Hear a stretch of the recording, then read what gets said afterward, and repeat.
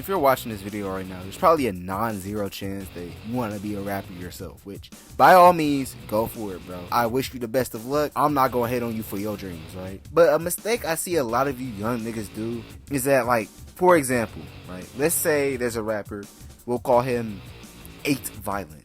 He wants to make a rap group with his friends. So he hits up all his friends that also rap on BandLab, and they go, you know what? Fuck it. And they start a group chat together on iMessage or whatever, or they start a Discord server or the Instagram group chat or whatever, and boom, they decide to name their rap group name like 2D17. And yeah, now here's why this group is gonna fail. First of all, most underground rap groups don't even last that fucking long because a lot of y'all just end up making group chats with other rappers, and instead of actually creatively building upon each other and turning the group into like a melting pot of ideas, you guys just instead send your trillers and your snippets back and forth to one another and like, yo, go gas this up, where it basically just turns to a self-promo circle jerk. And eventually niggas is gonna be tired of hearing your shit, and eventually, you know, niggas just not gonna fuck with you. It's sad to say it, bro, but your friends are not always there to promo your shit. Like, they're gonna try their best because they fuck with you, but let's keep it a beam, bro. Like, they're not there to solely dick ride you. It's a group. And two, notice how I said that he only contacted his rapper friend, which means that, like I said, not only the stuff earlier is gonna happen, but you guys won't even have like a strong creative vision or a thing that unites us all. Like, for example, Opium, right?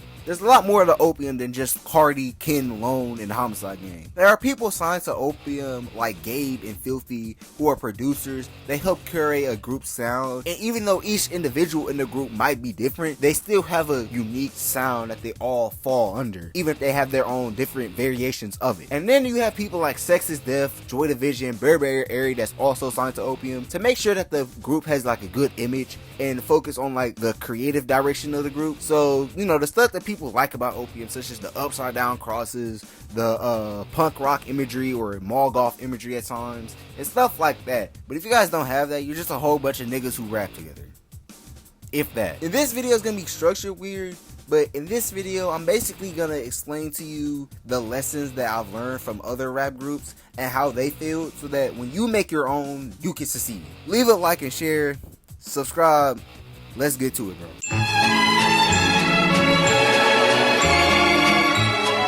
ASAP Mob was a collective that started around the late 2000s, early 2010s with a focus on music, culture, and fashion. You had people like ASAP Yams, Ills, Bari, etc. who weren't necessarily rappers, but they contributed heavily to fashion culture, with some of their creative visions on fashion and art still being influential to this day. Shortly after that, ASAP Rocky joined, and then Nast and Ferg and 12E, they all joined after him. What made the group stand out music-wise was that the fact that these were all New York niggas and they sounded like Houston niggas. For example, ASAP Rocky definitely takes some inspiration from people like Project Pat, 3-6 Mafia, and even people like Space Ghost Perp and Lil B. With Ferg taking more of an Atlanta influence in my opinion. Regardless though, because the group is so southern inspired but based in New York, they gained a lot of controversy during their earlier days before they were finally embraced by the culture.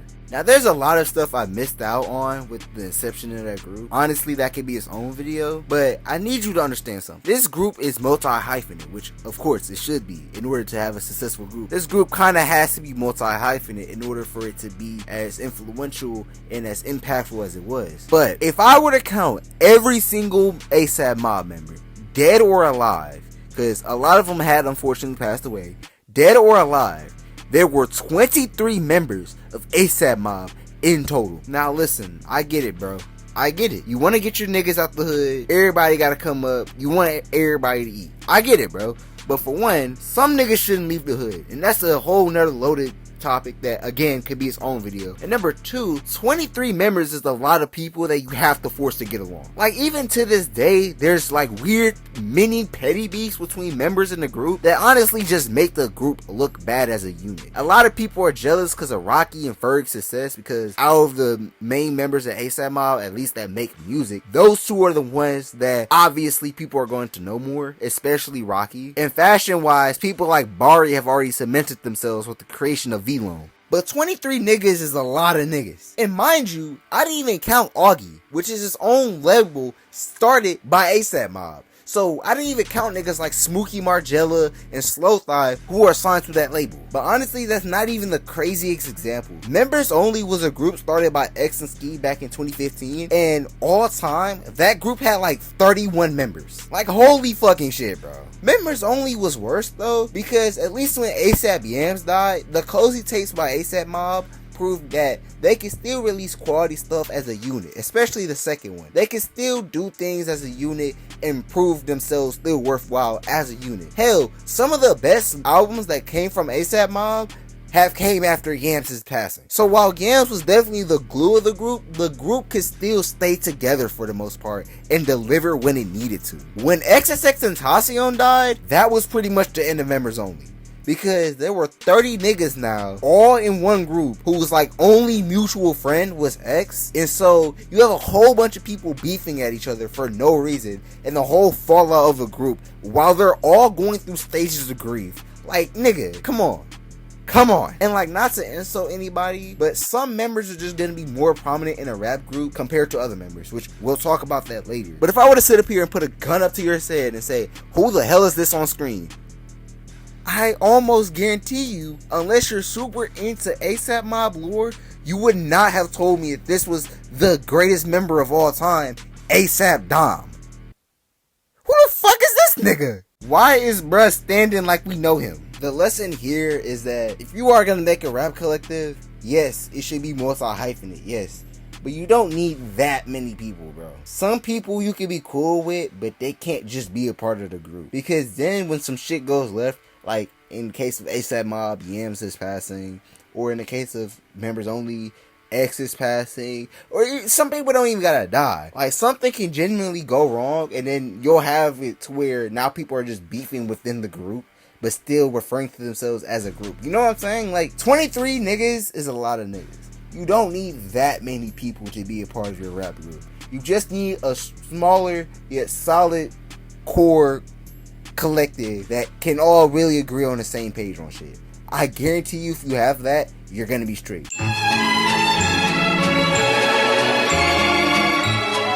In the last section, I briefly talked about how people tend to get jealous within the group because, you know, some members naturally are going to be bigger than other members. And this is the case with Odd Future. If you don't know what Odd Future is, it was a group that was started in the mid to late 2000s by Jasper Dolphin and Tyler the Creator. It was a multi-hyphenate group like everything else I'm probably going to mention on this list that involved stuff like fashion, art, skating, etc., etc. More importantly though, the member list kind of grew to be a little big, but it's not in the like an ASAP Mob or Members Only type of big, where it's just kind of big because they included so many people, and like there's an entire band on there too, multiple bands technically, and it was like a record label at one point. It's weird. But basically around the time the group was ending and it was very clearly dying off, not necessarily dying off in the oh these guys are falling off type of way, but more so everybody was trying to growing up into being their own person. Frank Ocean by this point has directly worked with people like Beyonce, Jay-Z, Kanye West, etc., etc.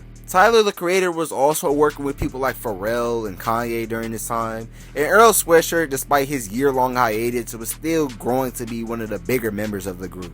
This caused some turmoil within the group, especially with member Haji Beats, as he felt like because he was there since basically the very beginning, he should also be as big as those three mentioned, especially because, like I said earlier, Earl wasn't there for a whole year. Like, he joined relatively later in 2010, and then 2011 he wasn't even in the group. Then he came at the tail end of 2012, at least discography wise, tail end of 2012, before then continuing the Odd Future legacy in 2013, and then, like I said, growing up and going his separate ways by 2014. But anyway, this caused beef within Tyler Haji, with Tyler the Creator basically going on Clan Flognaw, his own festival, to basically call Haji out for his own bullshit on saying that, oh, well, I put y'all on, I put everybody else on, how could you tell me that, you know, I just abandoned you niggas? Honestly though, it's not much to say about this one. The lesson here is that yeah, some members are gonna be more successful than others, of course, but that shouldn't deter you from becoming your own success in a way. Another weird example But in the case of Sona, which was a group made by people like Che, Rich and Miri, Pretty Fun, Skywater, etc., etc. In that group, Pretty Fun was initially the forgotten one. And now look at him. You know, he's got his own swag going on and he's performing at Rolling Loud. So don't think to yourself just because you're not as big or one of the front runners of the group, then that means that the group is failing, you know. Obviously, some of the members are gonna naturally be bigger than others, but you kind of want to balance the fame between everybody because that's the whole point of the group. You guys are supposed to come up together, and everybody is supposed to find their own fan base at the end of it.